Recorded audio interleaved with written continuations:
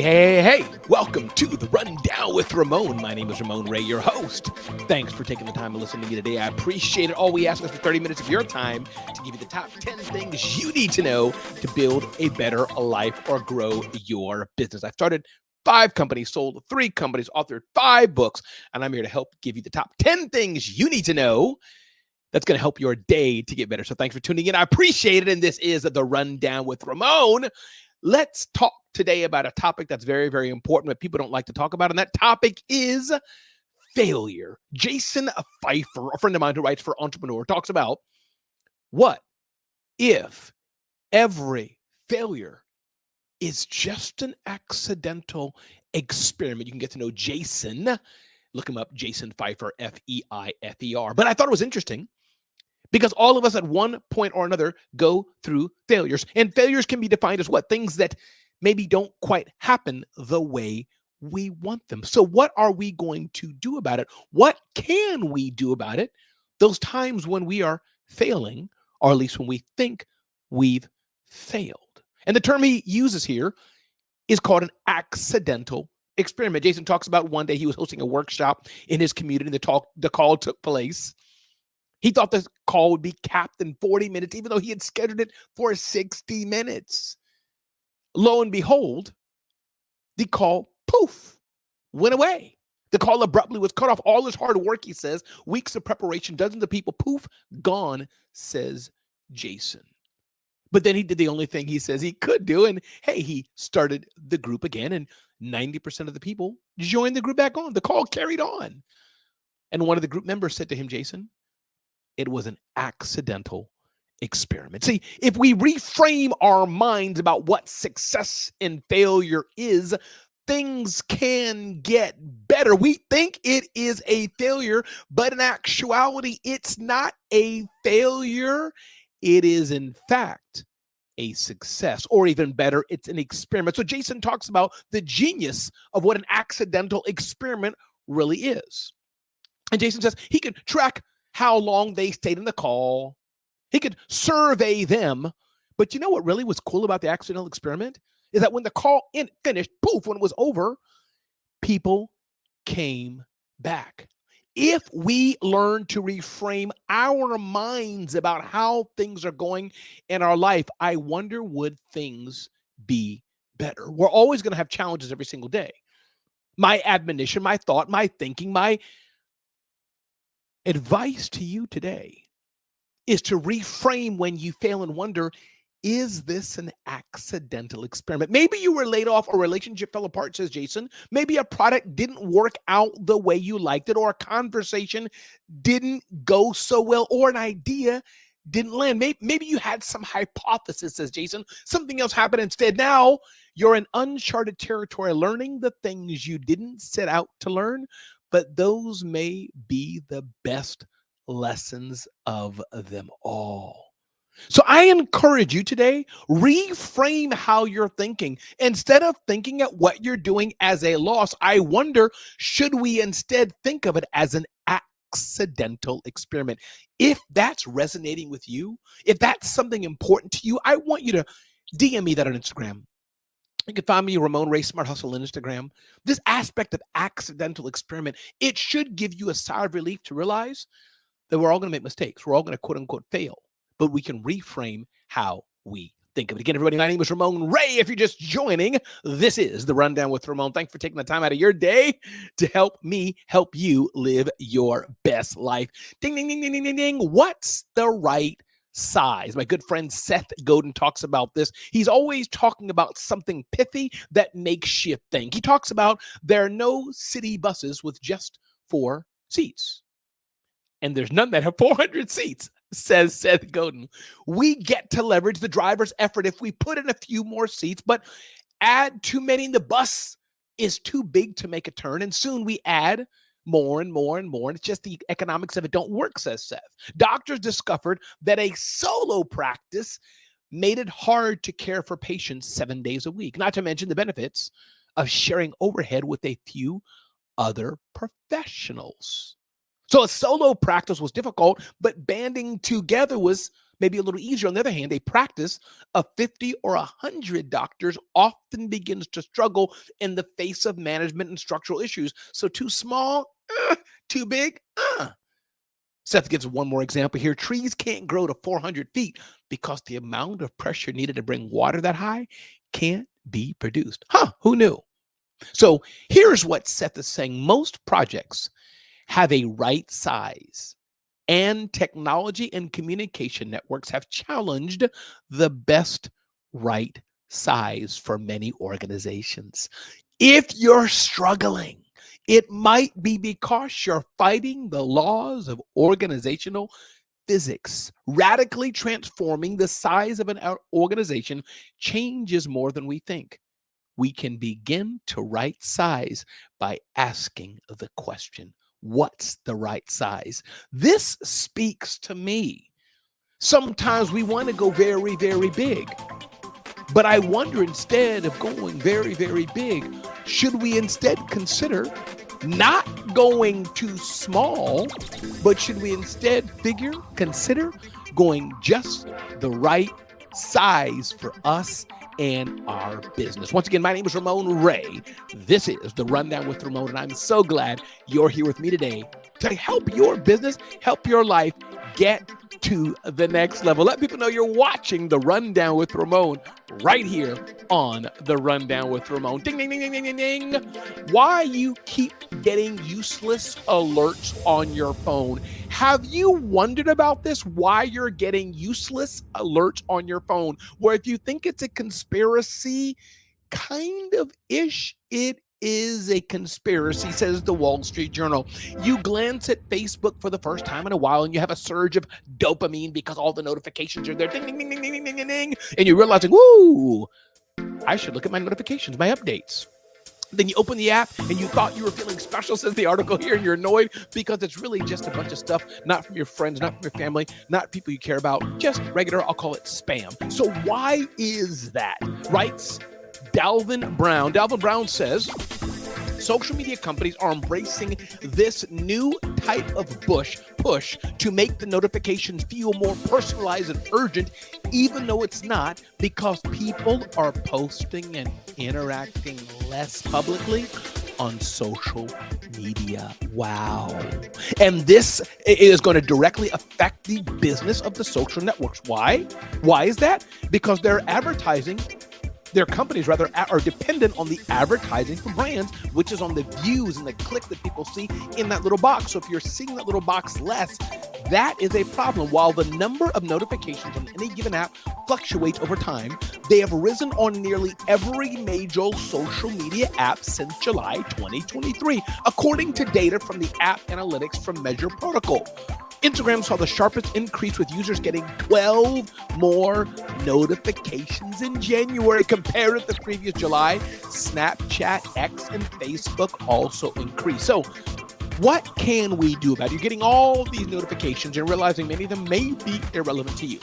Companies expect users to keep their default settings rather than actively opting out. But you can take control of your phone. You don't have to do what the social media companies want you to do. You can take control.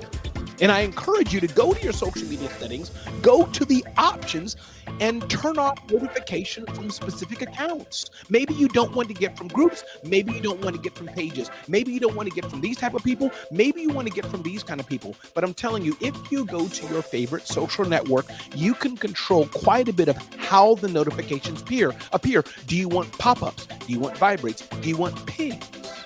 Instagram, navigate the settings and privacy. LinkedIn, and the article gives many ways to do it. But here's the thing. Here's my encouragement to us all today. You don't have to be run by the social media networks. You can control them. You can control what you get or what you don't get. This is the beauty of that. We have our phones, that we have the things we're getting in. We don't have to answer. We don't have to look and go, oh my God, somebody's DMing me every single time. you don't have to do it. As the notifications come, as the things come, you can make a determined effort. You can make a determination. You know what? I will go in and opt and change my notification settings. So now you know, as you look at your phone and you see all the notifications, now you know why the notifications are increasing. And maybe you didn't realize it, but now you're thinking back probably, are they increasing? Well, now you know why they're increasing. Again, my name is Ramon Ray. This is The Rundown with Ramon. I'm so glad you're here today on The Rundown with Ramon. Thanks for being here. All we ask is 30 minutes of your time to give you the top 10 tips you need to live your best life or start or grow your business. Ding, ding, ding, ding, ding, ding, ding. You are somebody now, says Gary Vaynerchuk. If you know, maybe you don't know, Gary Vaynerchuk is a popular social media influencer and more, a businessman, an entrepreneur, started many companies, sold a few companies, has zillions of followers. And sometimes he gets very practical and what I'll say hits home. Gary Vaynerchuk recently had an email, I believe it was, where he said, you are somebody right now. And Gary Vaynerchuk in his post emphasized the importance of self-worth and encourages readers not to be defined by past failures or other people's opinions.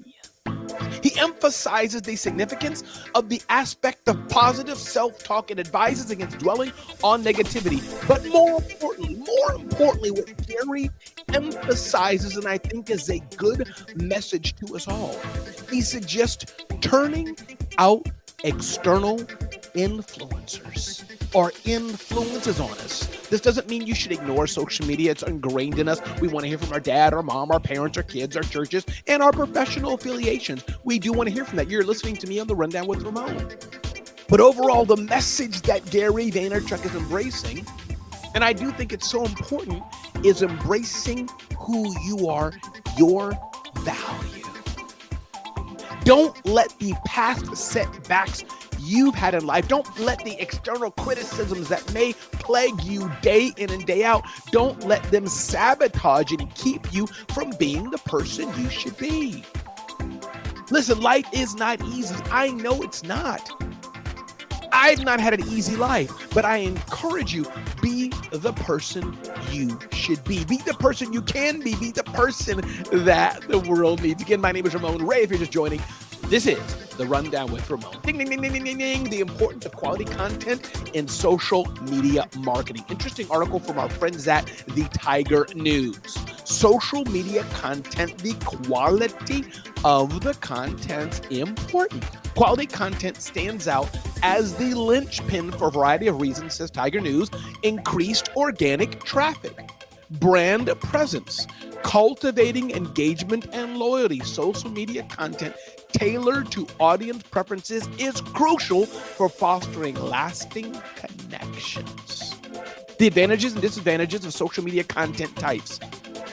Here's a few things to keep in mind. What about blog posts and articles? Are you doing that or not? Some of the advantages, it builds credibility, increases organic traffic. Some of the disadvantages, it's time consuming and there's high competition for blog posts and articles. Now you may think about images. The advantage of images are builds brand awareness, says Tiger News. Complements written content, but it's high competition, also time consuming. Video. So I'm not going to go through this whole list here, but videos are important, something you should consider. What about the power of infographics? Some people like infographics, those long kind of papers that have this, that, and the other maps and images, but guess what? It requires creativity and it may involve additional costs. What about doing a good webinar?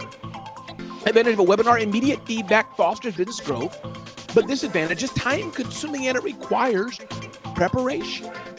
What about reviews and testimonials? The advantages of that, it builds trust and showcases transparency, says TigerNews.com. But the disadvantage of obtaining reviews can be challenging and it's not guaranteed always to be positive. So my point, my push, my admonition to you today is creating social media content is good, can be good. And the best social media content, I encourage you to consider it. Take some time to figure out, take some time to do right. Analyze your competition, set up your goals, explore who is your audience. What about your platform? What platform are you going to be on? This is important. Instagram, Facebook, what platform are you going to be on? What about creating your content? How are you going to create your content? What kind of content will you create? Establishing a social media calendar. Do you have a calendar of your social media content? What about distributing content? How are you going to distribute it? So you can go on and on here, but quality social media content and doing it well takes some planning. It's not just something, some whippy, snippy, slappy, nappy type of thing. It has to be done with some thought. Drive results with emotions. Yes, even anger, says an interesting article here in Smart Brief. Interesting about being leaders. What separates leaders who are inspiring and motivating from those who aren't? The most powerful characteristic is the ability to use emotions effectively. That's what the 360-degree feedback data from over 200,000 participants said about their leaders in research with co-authors in this book. It looks like to be called Inspiring Leaders. Inspiring Leader. Here's my point that I want to drive home to you today. If you want to be a good leader, some people may say, some people may think this means full-on stoicism, full-on stoic. Don't be emotional. May I give you an alternative thought on that? Part of being a good leader is using your emotions. Part of being a good leader is being who you are. Now, how you channel your emotions, not being too angry. You don't want to scream and abuse people, not being a mush pillow and being, overrun. But emotions are a good thing. We are emotional people. This is how God made us. We're emotional people. We laugh, we get happy, we get sad, we smile, we get serious. We have fears. But it's how we do it that matters. Again, everybody, my name is Ramon Ray. This is The Rundown with Ramon. I'm so glad you're here today in The Rundown with Ramon. All we ask is for about 30 minutes of your time to give you the top 10 tips you need to live your best life or start or grow your business. And I'm glad you're here today. Let's keep moving forward in The Rundown with Ramon. Ding, ding, ding, ding, ding. Revenue is up 40%, but why am I still laying awake at night worrying about cash flow? Right, Sabrina Starling, Dr. Sabrina Starling, my friend, somebody who I know. She wrote this in Entrepreneur. There's a better way, more sustainable way to run our business. We can design our business to be sustainably profitable and make choices that give us peace of mind, more time for what matters most, and a growing bank account. So how do we have better cash flow? Why are we so worried about our bank flow and about how we're doing? Dr. Starling says, I realized that by running my business from one bank account, there were times when it looked like much more money was available. So I would make large purchases and add the team to reduce my workload, thinking the business was doing well. Then 6 weeks later, I struggled to pay bills and meet payroll. I had failed to account for increased payroll taxes, quarterly estimate taxes, and annual due subscriptions. I also didn't anticipate the drop in sales from my having to spend time training new team members. Listen, this is a real thing where revenue is up, or you think it is, but still cash flow is a problem. Understand, revenue, the total amount you're making is good. That's one benchmark, but it's not the most important benchmark, because if your revenue is up, if you're making all of this money, but lo and behold, your expenses are high, that's negative cash flow, and that, my friends, is absolutely no bueno. So I want to encourage you as we grow our businesses. I want us to run our businesses smartly and well. Can you do that for me? What do you think about cash flow? Is it something you worry about? If it is, or even if it's not, what are your tips on cash flow? DM me on Instagram, Ramon Ray Smart Hustle. DM me on Instagram, Ramon Ray Smart Hustle, and let me know what you think. Let's continue on in The Rundown with Ramon. This is not funny. This is not funny, but it just sounds a bit interesting. FTC warns dozens of funeral homes to provide accurate cost to callers, writes the New York Times. The Federal Trade Commission said its first undercover phone sweep of funeral homes across the country had found that dozens didn't accurately disclose cost for services to callers. Of the more than 250 funeral businesses, FTC employees called 38 either didn't answer questions about prices or supplied inconsistent prices for identical services. The commission said, listen, you call the store, you call the retail location and ask the price for a car, you can look it up. You call and ask how much is the price per pound for apples, you can find that. You ask what's the cost for a nice shirt, you can find that. But it seems it's not easy to get pricing for burying a dead person, burying a loved person.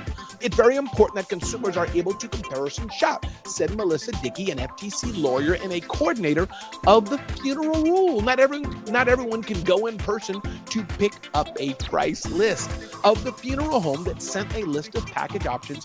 Ms. Dickey said, you don't have to buy a package. The funeral home must let you buy only the services that you want. But I know this is difficult. You're bereaving, you're crying, you're in a hot mess. If you get a casket, flowers, no flowers. What type of casket? More padding, no padding. Do you want this? Do you want that? How many times do any of us go in and bury somebody? Not very many times. Funerals can be expensive, writes the New York Times. The typical cost of a funeral with a coffin and burial is $8,300, while the cost of a funeral with cremation, including a special coffin and an urn, is about $6,000. This is according to survey data from the National Association. So I don't know what the solution is. You know, it's kind of morbid to be able to boop, boop, boop, boop, boop, boop, boop. Uncle Fred died, so click, click, click, click, click. I get it. Do I want cars? No cars. I'm going to drive myself, not drive myself, hearse, no hearse, all these type of things. But it's kind of, we don't want to also, I guess, feel cheap. Your dear uncle, your mom, your dad, your friend died, and you're like, no, I want to save money by having the discount option, or can I use a coupon?